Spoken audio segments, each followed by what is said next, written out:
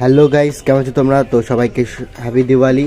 এবং আজকে কালী পুজো, তো সবাই বোম টোম ফাটাচ্ছে তাই না? তো আমিও বোম টোম ফাটাবো। তো তার আগে একটু বাতি টাতি ধরাবো, যেখানে মোমবাতি টোমবাতি। তো এই যে এখানে সকালবেলা কলা গাছ লাগিয়েছিলাম, তো কলা গাছটাতে বোন একটু ডেকোরেশন করেছে ফুল টুল দিয়ে।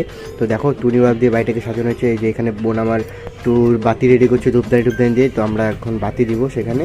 তো দেখো ভাই, বাড়িটা কি সুন্দর লাগছে, ফুল গাছগুলোকে আমি পুরো টুনি বাল্ব দিয়ে সাজিয়েছিলাম।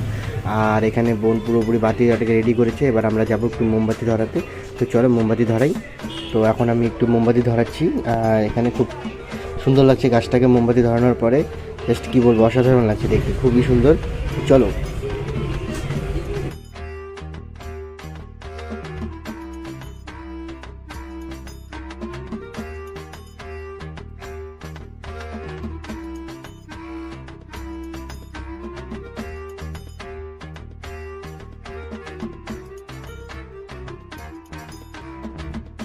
তো আমরা সবগুলো মোমবাতি এখন জ্বালিয়ে দিলাম। একদম জাস্ট দারুণ লাগছে দেখতে, দারুণ গাছটাকে।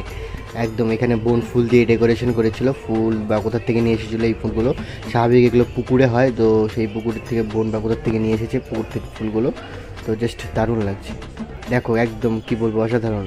তো আরেকটি গাছে এবার এখানে বোন বললো যে ও নাকি এই মোমগুলো লাগাবে। তো বোনকে দিলাম, এবার ও বোন এবার মোমগুলো লাগাচ্ছে। জাস্ট দারুণ একদম।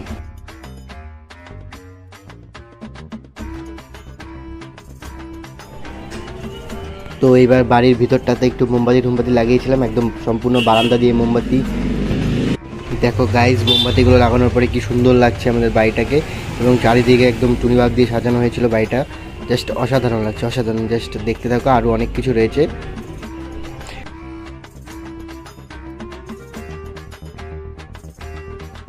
তো এইবার বোন একটু বোম টোম ফাটাচ্ছিল, তো তারাবাতি ফাটাচ্ছিল, এবং ও তারাবাতি ফাটিয়ে খুবই খুশি।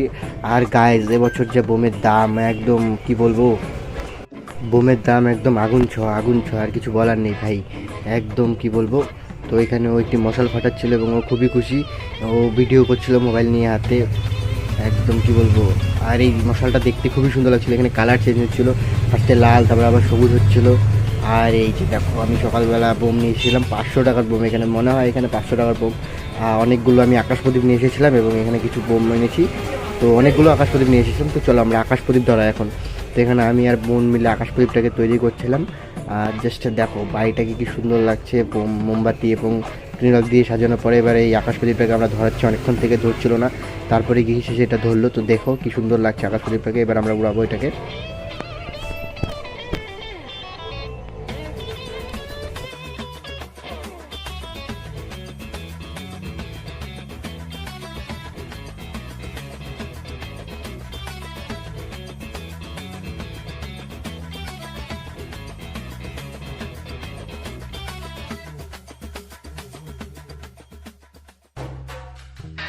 তো অনেকক্ষণ পরে আকাশ প্রদীপটা পুরোপুরি উড়ে একদম ফুলে গেছে গ্যাসে।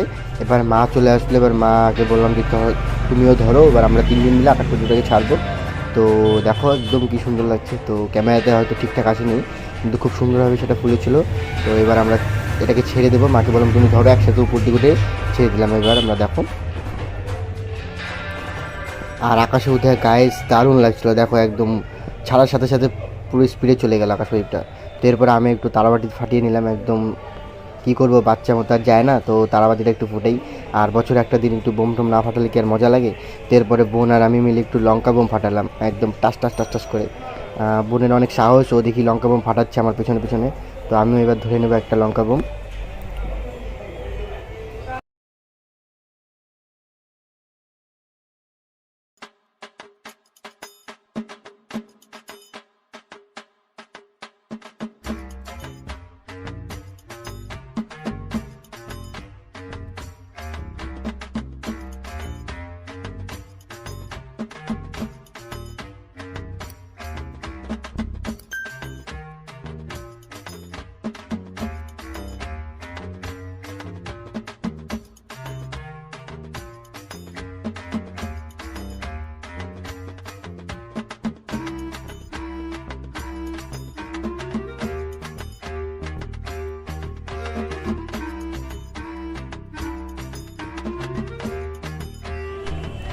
তো আমরা দুজন খুবই মজা করছিলাম বোম ফাটাতে।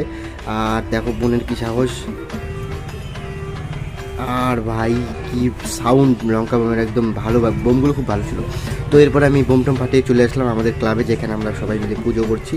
তো দেখো এখানে আমাদের পাড়ার এই প্যান্ডেলটি আমরা নিজেরাই তৈরি করেছিলাম, মানে আমি তো আর না, আমরা হেল্প করেছিলাম। আমাদের যে পাড়ার দাদা রয়েছে একজন সিনিয়র দাদা, সে নিজের হাতেই এই প্যান্ডেলটাকে বানিয়েছে। প্রতিবারই সেই দাদাই বানায়, তার নাম আশিস শর্মা। খুবই ভালো তার হাতের কাজ, এবং কি বলবো, খুবই খুবই সুন্দর লাগছে এই মন্দিরটাকে খুবই। এবং আমরা সবাই মিলে তাকে একটু সাহায্য করেছিলাম বানাতে, যেখানে আমরা হয়তো বাস টাস বেঁধে দিয়েছি, বিভিন্ন ধরনের কাজগুলো করে আমরা তাকে হেল্প করেছিলাম। এবং পুরোপুরি সে নিজের হাতেই এই কাজটা করেছে, জাস্ট দারুণ লাগছে ঠাকুরটাকে।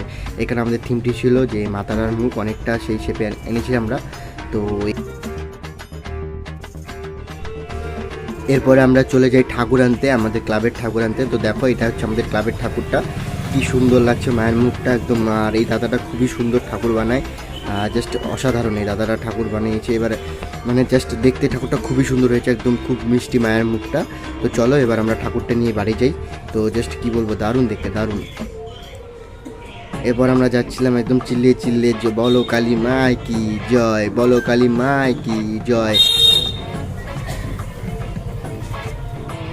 চিল্লিয়ে চিল্লিয়ে চিল্লিয়ে চিল্লিয়ে ঠাকুরটিকে নিয়ে যাচ্ছিলাম, খুবই সুন্দর। এবং যেতে যেতে রাস্তার মধ্যে একটা খুব সুন্দর জিনিস দেখতে পেলাম। তো গাইজ দেখো দেখো, এই জিনিসটা হঠাৎই আমরা রাস্তার সামনে দেখতে পেলাম, যে রাস্তার মধ্যে শুয়েছিল।